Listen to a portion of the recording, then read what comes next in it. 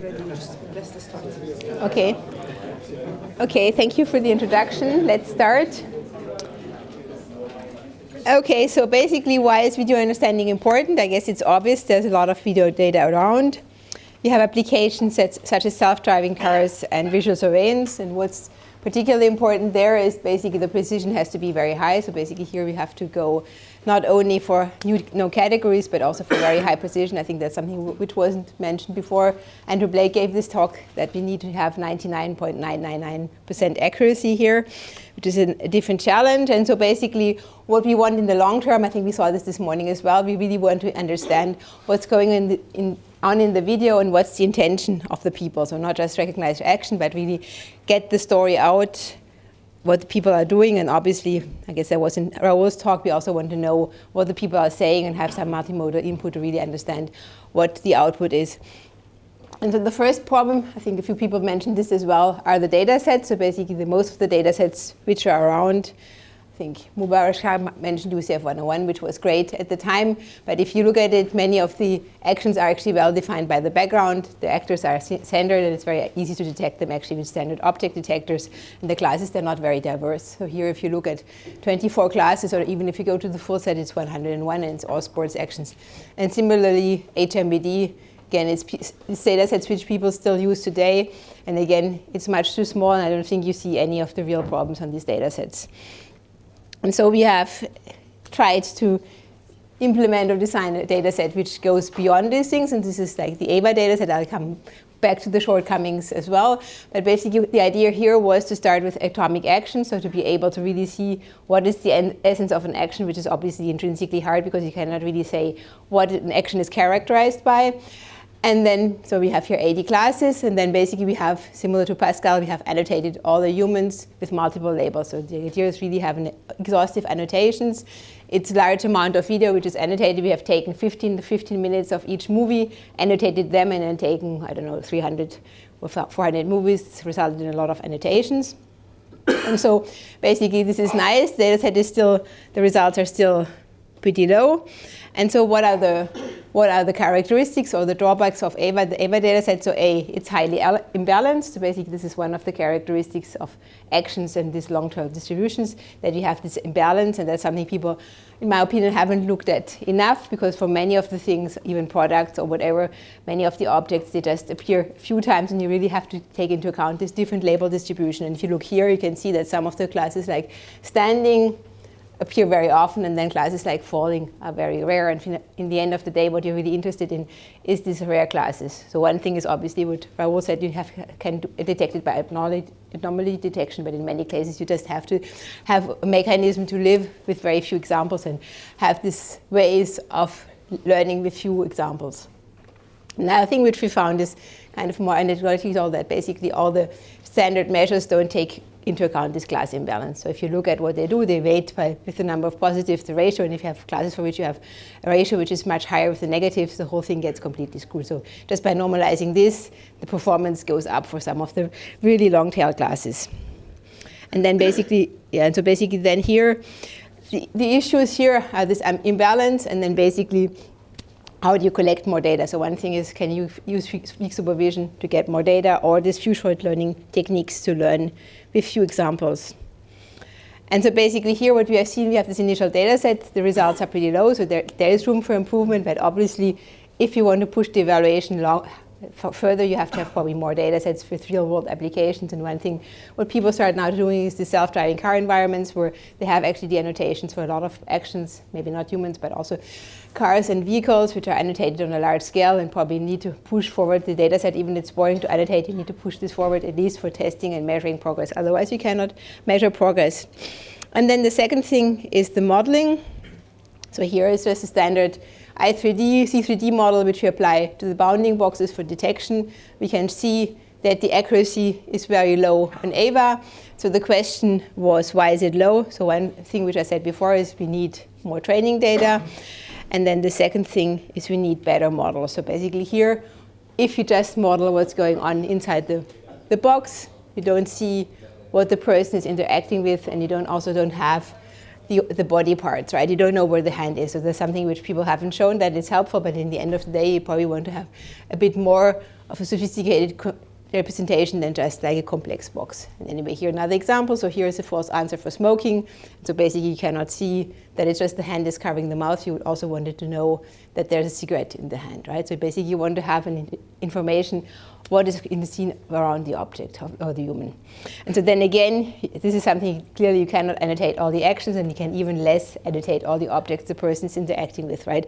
So you really should be looking at something weakly supervised. And so here, this is just one initial approach where we designed a structured model for action detection.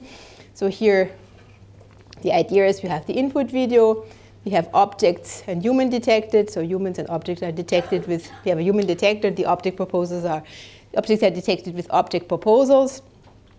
Then what we do is we have an approach for associating the actors across the video. So we create these action tubelets, and then we create a graph where we have the action tubelets which are connected to other human tubelets and objects in the scene.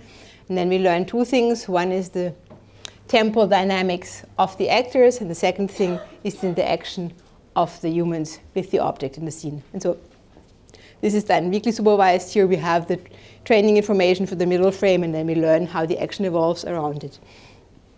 And here we just want to see what are the objects, determine automatically what are the objects which are relevant for the actions. So here a bit more in detail. So how do we construct the tubelets? They're based on appearance similarity with the Siamese network and triplet loss. We combine, and then the features are combined with the graph convolutional network. So here again, we need something which is more sophisticated for modeling the temporal aspects. So we can come back to this later with the BERT model, but here it's something similar. You really want to learn how the dynamics evolve over time and not just average the features together. And then the second part is the relation modeling. So you want to see how the human interacts with the object around the human. Then basically we use soft assignment to integrate the features. And then here just two examples. Let me see if they play actually. So here this is just by average pooling over the sequence. And then, okay, it's not playing anyway, it doesn't matter. Here it's by average pooling over the sequence. And so basically what you can see here is it's incorrectly labeled as sitting, and then here if you just see how the action evolves, so the person in the end, the girl falls down, then you can really label it as falling down. And then second illustration of the relational modeling here, the person is just holding, you don't know what he's holding, and then if you say it's the relation the action eating, if you discover that it is a fork, the fork gets a higher weight, and then you can really determine that the person eating, and so that gives you an improvement of performance of a few percent. So basically that's the second thing. Is kind of important to go away from these models, and I guess it's completely unclear how you want to learn them. Do you want to hand design them? So the example I just showed here, it's kind of hand designed, or do you want to learn them completely automatically? But in the end of the day, we really have to have more sophisticated models than just having these small boxes, and people now start to look at 3D convolutions, but the 3D convolutions, they're really local. We have to go in the long term, we have to go along away from that and learn probably both, probably have models for the objects and the humans and their interactions, A, done self-supervisedly, and B, done like in a more specific and specified manner. And then the third part of my talk is actually basically, now I've said we need data sets for evaluation, but then probably for training, given that the vocabulary is completely open, that we don't really know how to define these actions. I mean, it's a lot of work just defining these atomic actions and annotating them. We really would like to go to some open vocabulary annotations and just learn from the data which is available online. So here, this is like one initial approach which is doing this. So it's the video BERT approach. And so what we learn from is from video and the speech, so what people are saying in the video. And I guess you could extend that to also integrate textual data, right? So if you have annotations or scripts for the video, you could integrate this here. But here the idea is really to use these two channels together to learn in a weakly supervised manner how these things go together. And you can then learn how things evolve over time and how they correlate with the text. And so here the approach we're using, it relies on the recent BERT model, which actually looks in the bidirectional way at the context features. And then one drawback of the approach is that it's kind of, for now, limited to domains where we have enough training data. So here, what we used here is the cooking videos. More recently, we also used the How to 1 Million videos from Ivan's group.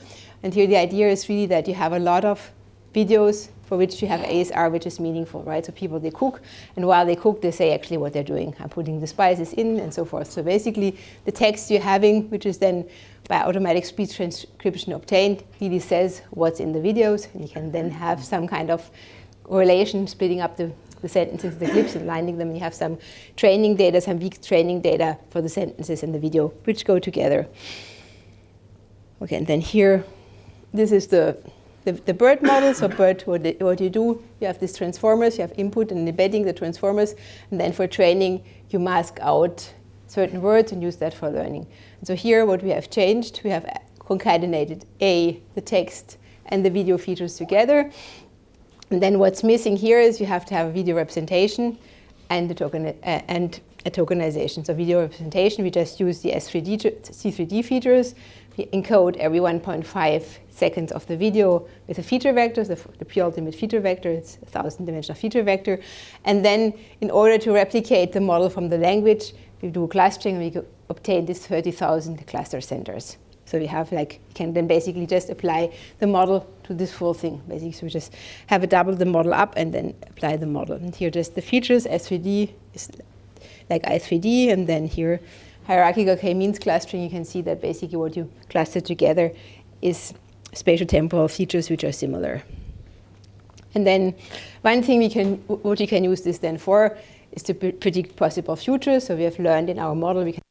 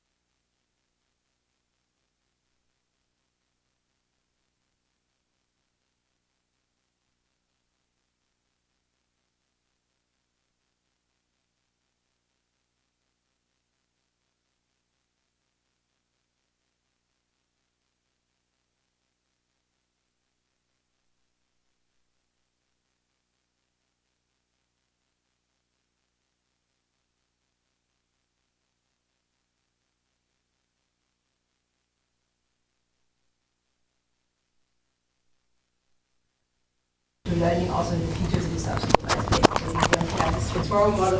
You cannot only learn temporal relations, so what you have learned now is the temporal relations, and we can then also learn the features of self-supervised. We can do it also for video.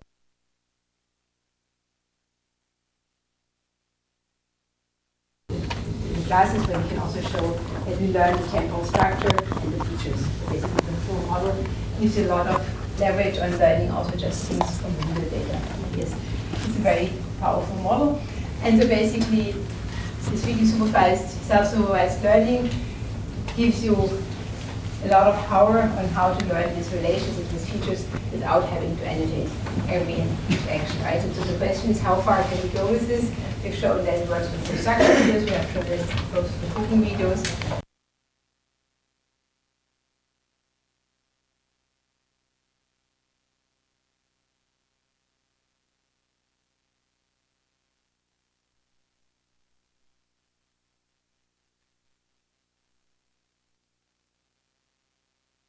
The less supervision you need, the better our performance will be. And then in the end of the day, if there's something specific you want to do or measure, we still have to have the data sets to measure the performance. Okay, and then in conclusion, basically we have seen the importance of data sets for evaluation. It's not a nice job to annotate these data sets, but it's very useful. Then we have to design new models to take into account spatial and temporal relations. So I think this is something we should also look into, how to model these relations by constructing these models semi-automatically. Then we have seen that recently we obtain excellent results for supervised, self-supervised training. So that's something definitely people will be looking more into that in the future. And then similarly, because it's total integration with sound and text, that becomes important as well. Okay, thank you.